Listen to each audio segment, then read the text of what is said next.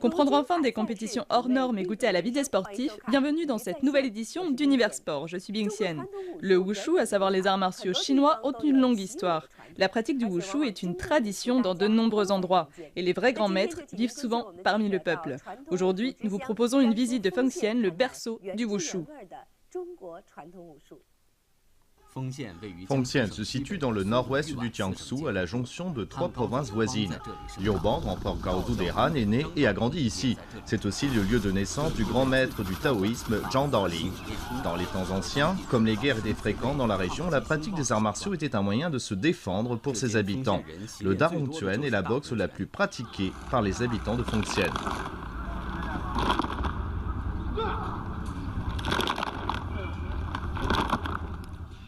C'est un style de boxe vif et puissant qui comporte les caractéristiques de boxe du Nord.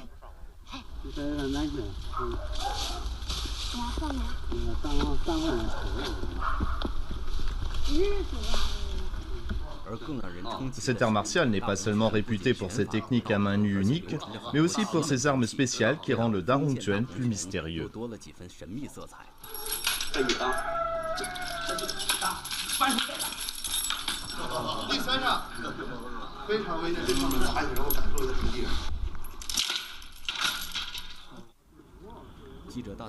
Quand notre journaliste arrive à Fengxian, les habitants sont en train de préparer une compétition entre le Tai Wu Xingquan et le Darongquan. Cheng Yongxia, du Guangdong, est 14e dans la lignée des maîtres de l'école Wudang. C'est un maître du Tai Wu Xingquan. Avec le district de Fengxia, nous avons la même origine, à savoir le taoïsme. Les locaux souhaitent une compétition entre notre Tai Wu Xingquan et leur Darongquan. Cela veut-il dire qu'une vraie compétition d'arts martiaux va bientôt se dérouler à Fengxian? Qu'est-ce que le Tai Wu Xingquan? Est-il vraiment possible de réaliser une compétition entre ces deux arts martiaux?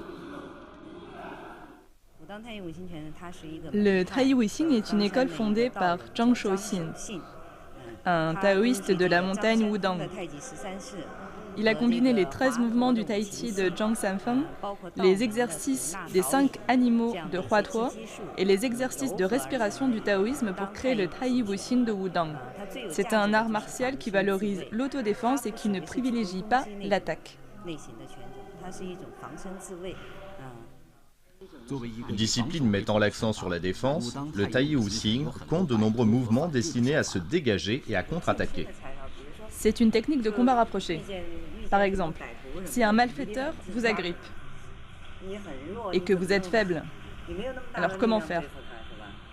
Vous ne faites pas le poids et il vous saisit fermement. Vous pouvez l'entraver avec ce mouvement. La torsion, c'est la clé de ce mouvement. C'est une torsion interne.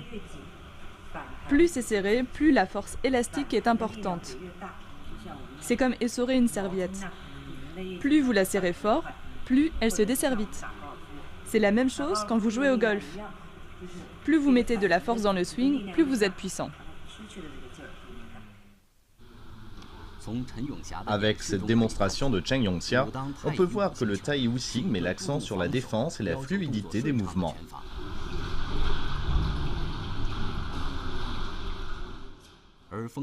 Le Darongquan, quant à lui, avec ses mouvements amples, met l'accent sur la vitesse et la précision pour gagner rapidement le combat dans des conditions variées. Le Tai Wu Xing se montrera-t-il efficace lors de la rencontre entre ces deux écoles? Ces techniques sont difficiles à utiliser en combat réel, mais très pratiques dans la vie de tous les jours. Ça veut dire que dans ce genre de compétition, c'est difficile d'en faire un plein usage. Oui, c'est difficile. C'est très rapide. En un instant, on peut peut-être utiliser ces techniques quand on le saisit. Comme on cherche à assurer la sécurité des participants et le côté spectaculaire dans les compétitions modernes, certaines techniques des arts martiaux traditionnels sont rarement déployées. Cette compétition entre le Tai Wu Xingquan et le Darongquan n'est pas non plus une vraie compétition d'arts martiaux traditionnels. Cheng Yongxia a invité spécialement des pratiquants de Sanda pour l'événement.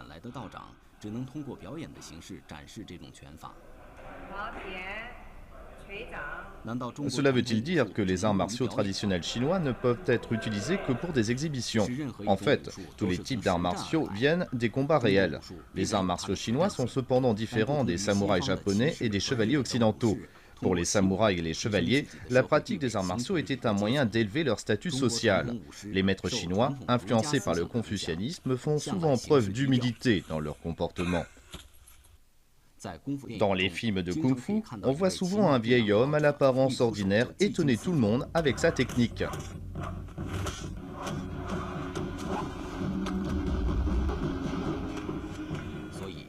On dit que les vrais maîtres vivent souvent parmi le peuple. Liu Lianli est une employée ordinaire du centre de gestion du fonds de logement de Fengxian. Rien ne laisse supposer dans son apparence que c'est un maître de Wushu. En réalité, elle a obtenu 3 médailles d'or aux 5e championnats mondiaux de Wushu en 2012.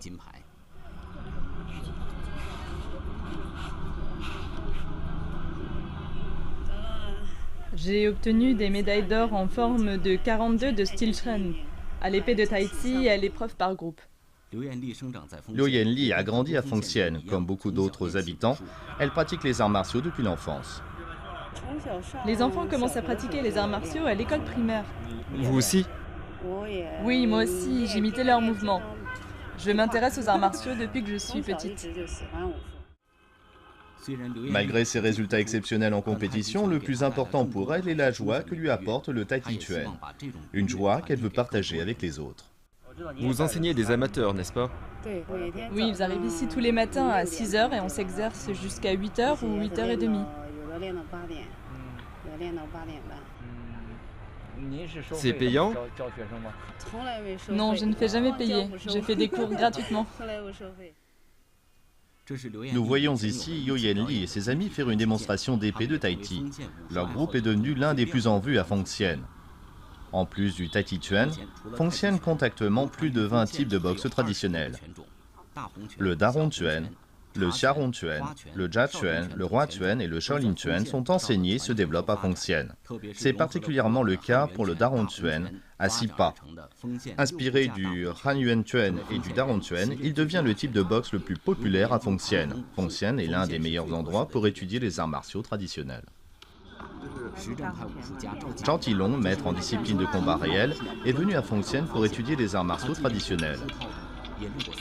Il pratique les formes de Wushu et a appris le Sanda. Il a donc une vision claire de ce qui différencie les deux boxes.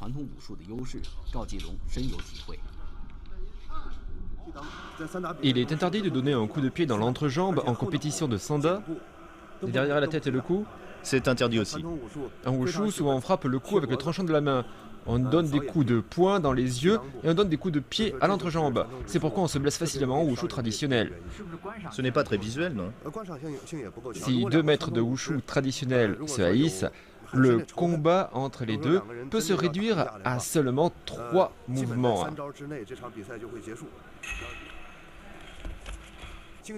En Wushu de compétition, un coup de poing est comme un coup de marteau. Mais en Wushu traditionnel, un coup de poing est comme un coup de lance. On va demander à quelqu'un de tenir ce coussin. Il faut le mettre sur le ventre. Frappe ce coussin avec un coup de Wushu traditionnel et un coup de Wushu moderne. Tu nous diras si les sensations sont différentes. Toi d'abord.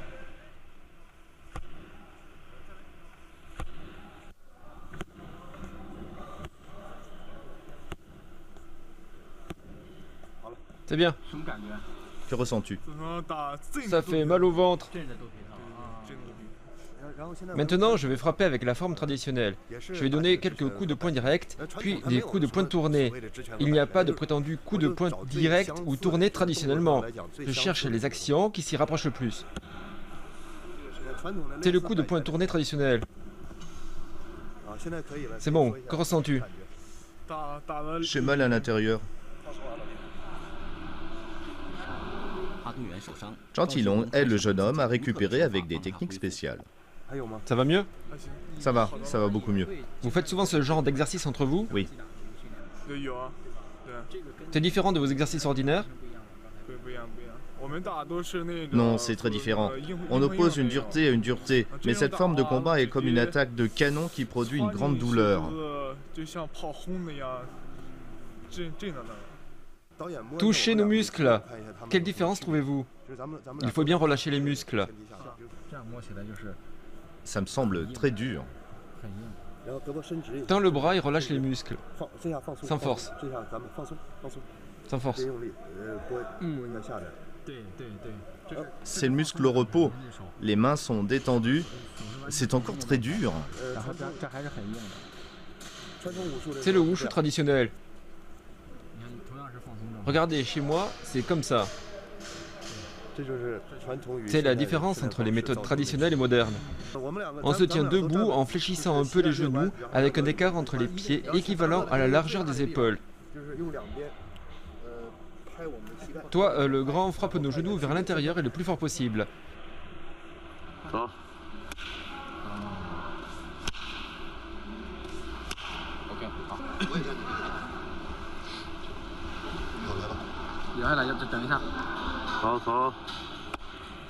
Plus fort. Plus fort.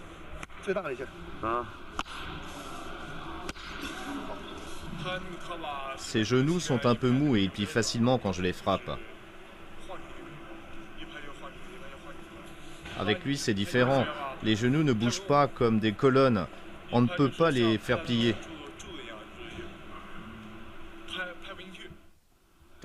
Zhang Tilong voit en cela la preuve de la supériorité du wushu traditionnel sur le wushu moderne. Il s'applique à intégrer les avantages du style traditionnel dans le style moderne. Actuellement, avec quelques vieux maîtres de wushu, comme par exemple le professeur Wang Huafeng de l'Université des sports de Beijing, nous recherchons ensemble le moyen d'intégrer les méthodes de wushu traditionnelles dans les pratiques de combat modernes pour produire un nouveau mode de pratique dans les sports de former d'excellents sportifs sur la scène internationale, ainsi que de diffuser ces méthodes de manière plus efficace et scientifique. En venant ici, Zhang Tilong espère trouver l'essence du wushu traditionnel dans le Darongzhuan de Fengxian. J'ai cherché Darongzhuan sur internet et j'ai trouvé une centaine de vidéos avec en gros une dizaine de versions, chacune différente des autres. Par exemple, la version de Shaolin du Darongzhuan fait penser au Xinyiquan et au Baguazhang.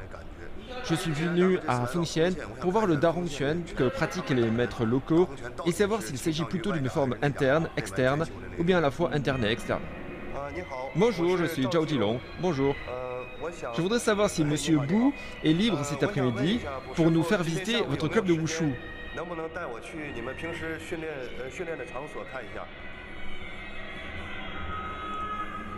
Ah, super. Ils ont le temps. Notre journaliste suit Zhang Tilong à la recherche du Darongzhuan de Fengxian. Bonjour. Je suis très content de vous voir. Montez dans la voiture. Allons-y.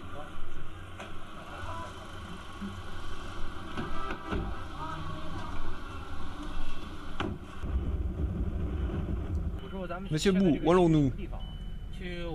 On va au club de Darongzhuan de Fengxian. Oui. C'est une organisation créée par des pratiquants de Darongzhuan. Oui, nous gérons nous-mêmes. Tous les soirs, environ 200 amateurs viennent ici. Tous viennent pour s'exercer, c'est ça? Il y a 300 ou 400 personnes le dimanche. D'après vous, combien de personnes pratiquent le Darongzhuan? Chez nous, il y a environ plus de 20 000 pratiquants. Et combien y a-t-il d'habitants dans le district? Plus de 100 000. Et plus de 20 000 pratiquent le Darongzhuan? Oui.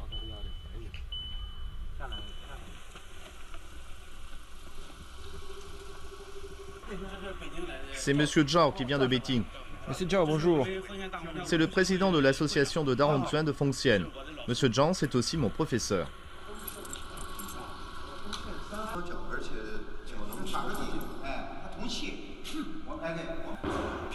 Vos exercices quotidiens se concentrent sur la boxe ou les armes?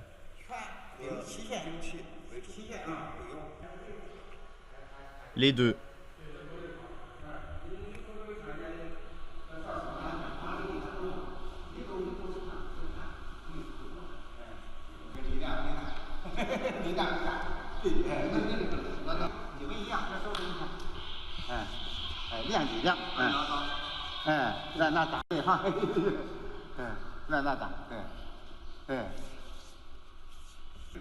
Et pourquoi est-ce que vous vous exercez à la grande lance?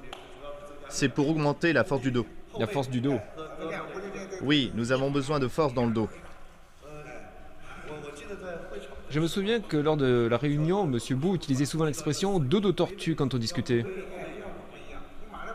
Dos de tortue, ça veut dire que le dos ressemble à celui d'une tortue. Regardez mon dos quand je fais circuler le Tsi.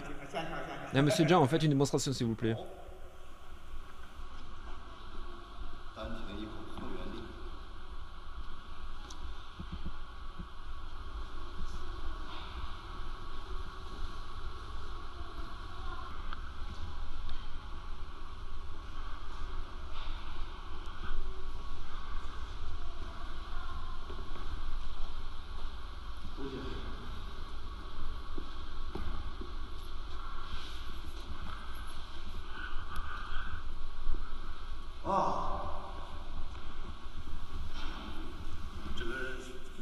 Ici, on peut mettre la moitié d'une main.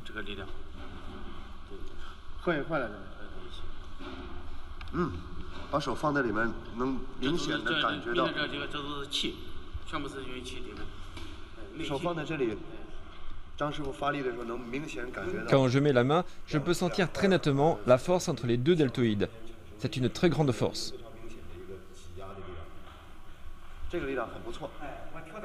Je vais transférer le Tsi aux mains, regardez.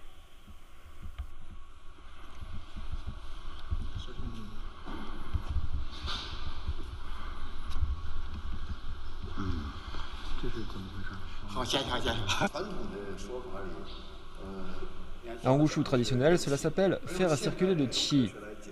Mais d'après la science des sports modernes, ce sont des anciennes méthodes d'entraînement qui permettent de contrôler ces muscles. C'est un haut niveau de maîtrise des muscles.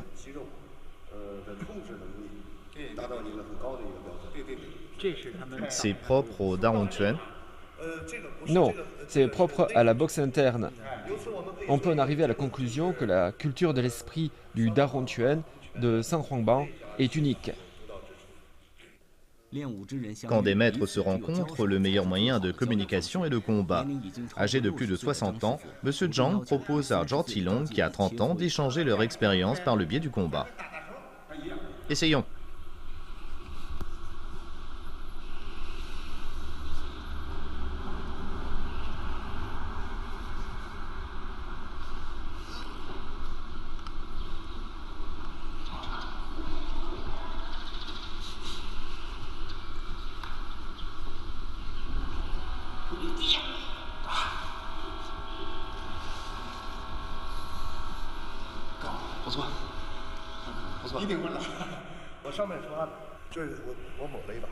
Je suis en sueur.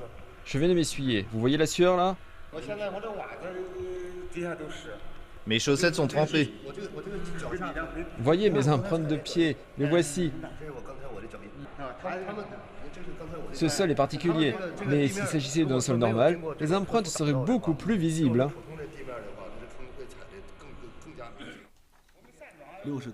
Monsieur Zhang, qui a plus de 60 ans, peut encore rivaliser en force avec Zhao Tilong. On constate là la grande capacité des maîtres vivant parmi le peuple à Fengxian. Après la visite du club de Wushu, Monsieur Bou veut nous montrer quelque chose que beaucoup ignorent sur les arts martiaux de Fengxian. Beaucoup de gens pratiquent le Darontuan à Fengxian. Ce que nous venons de voir dans le club, ce sont les formes traditionnelles de combat. Nous avons encore beaucoup d'armes anciennes et rares qui ont une longue histoire. Des armes spéciales? Oui, des armes spéciales, on va les voir. Formidable. Monsieur Pou, après vous. C'est Monsieur Zhao qui vient de Beijing. Ce sont aussi des pratiquants de Darontuan. J'ai entendu dire que vous avez beaucoup d'armes spéciales, c'est vrai? Oui, Je suis venu exprès pour voir ces armes, c'est possible? bien sûr. Entrez s'il vous plaît. C'est le dépôt d'armes.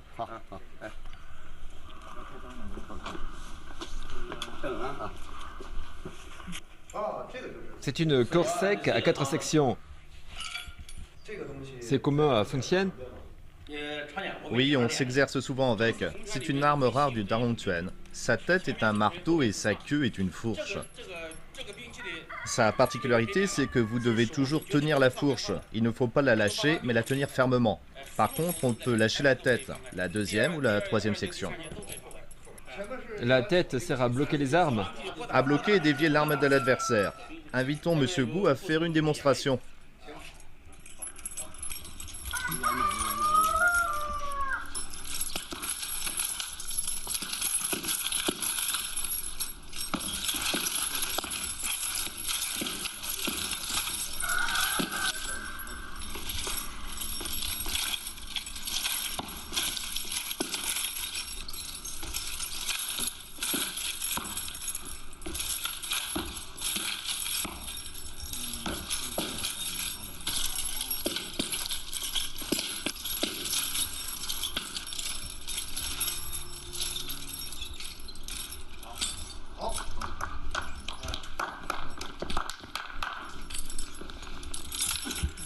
Cette arme pèse combien? Plus de 5 kilos. C'est une arme utilisée dans les combats antiques. Dans l'Antiquité, le marteau était aussi en fer et de forme octogonale, ronde ou conique. Dans l'Antiquité, cette arme avait ses avantages pour les combats rapprochés. Grâce à sa longueur variable, elle permet d'immobiliser une arme d'une main, tout en attaquant l'adversaire d'une autre. L'autre peut utiliser le marteau. Imaginons qu'on se batte tous les deux. Je bloque de ce côté et frappe la tête de l'autre. Ça n'est fini. Changeons. Laissez-moi sentir cette force.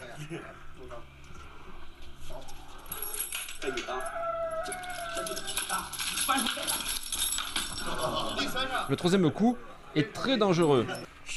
Il y a un dicton qui dit ceci: la corde sec à 4 sections a 2 bouts très durs qui font des dégâts. La tête peut vous faire perdre la vie et la queue peut vous faire perdre l'âme. C'est une arme très puissante. Elle effraie tout le monde, même les fantômes. Elle était utilisée dans la garde impériale et a été conservée jusqu'à présent. Malgré sa puissance, la corde sec à 4 sections est une arme folklorique qui n'a pas été réellement utilisée dans l'histoire. Cependant, ce fléau à 2 branches a un passé glorieux. On l'appelle aussi Da Shaozi à Fengxian.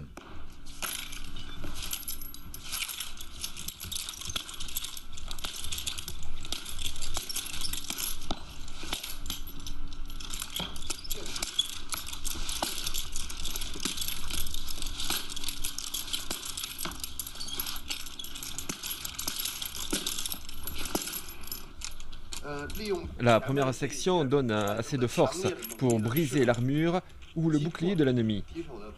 C'est sa fonction.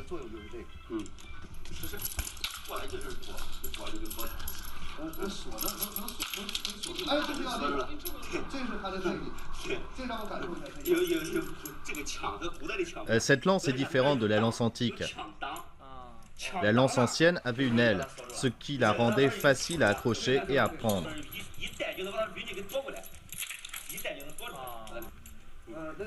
Alors au combat en général, on attaque de bas en haut, ou autrement. Il y a plusieurs moyens d'utiliser. Laissez-moi essayer. Est-ce que vous pouvez frapper dessus de toutes vos forces pour que je puisse sentir la force? C'est vraiment très puissant.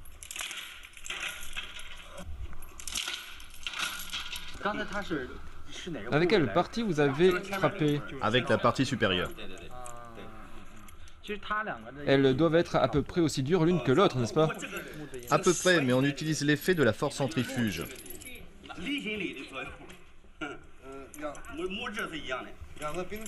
C'est fait dans le même bois et le diamètre est similaire. Ce bâton est plus fin que l'autre, mais la différence n'est pas très évidente. Du point de vue de la qualité du bois, ce bâton est meilleur que l'autre, parce que je peux sentir un peu d'élasticité. Et celui-là, comme il est plus vieux, il se fissure. Normalement, c'est celui-ci qui devrait briser l'autre. C'est une bonne surprise.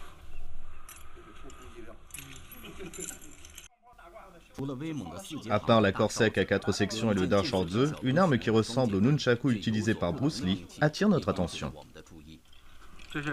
Dans les temps anciens, les gens avaient des manches plus larges et pouvaient donc y cacher cette arme. Les manches étaient longues, comme ça. Ainsi, c'était facile de dissimuler l'arme sur soi. On pouvait la sortir facilement. C'est ingénieux. Nos ancêtres avaient une sagesse infinie. S'il vous plaît.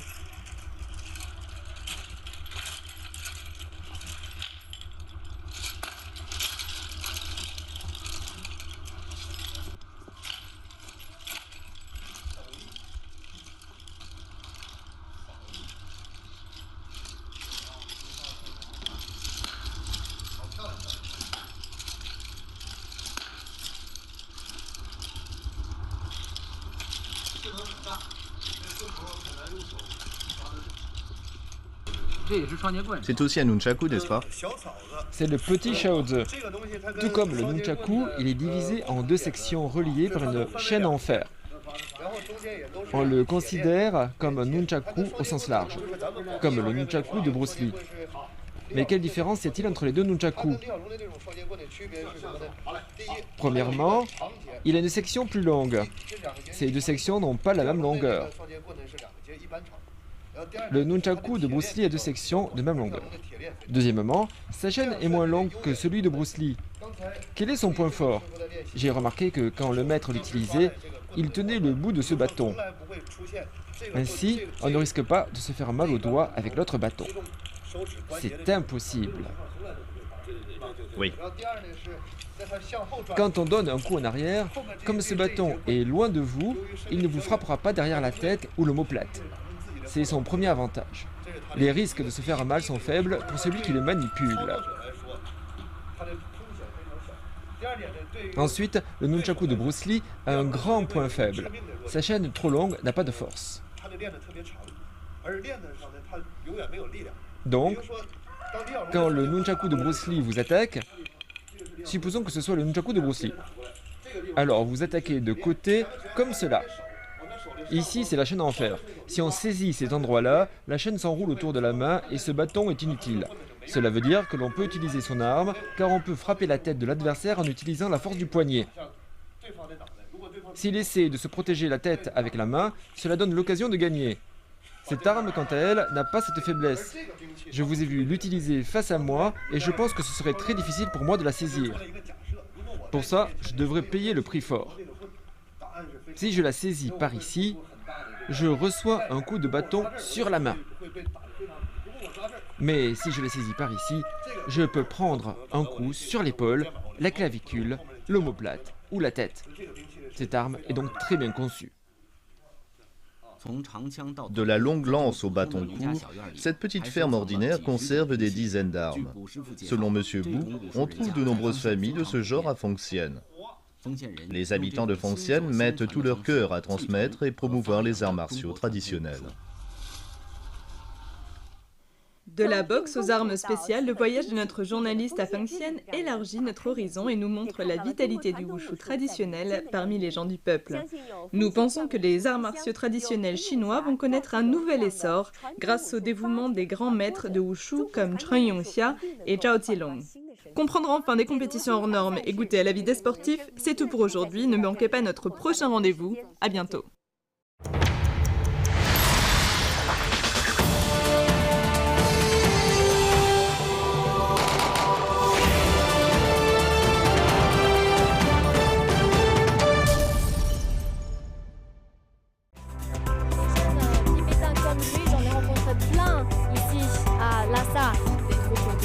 Actuellement, une émission de salle télé français, votre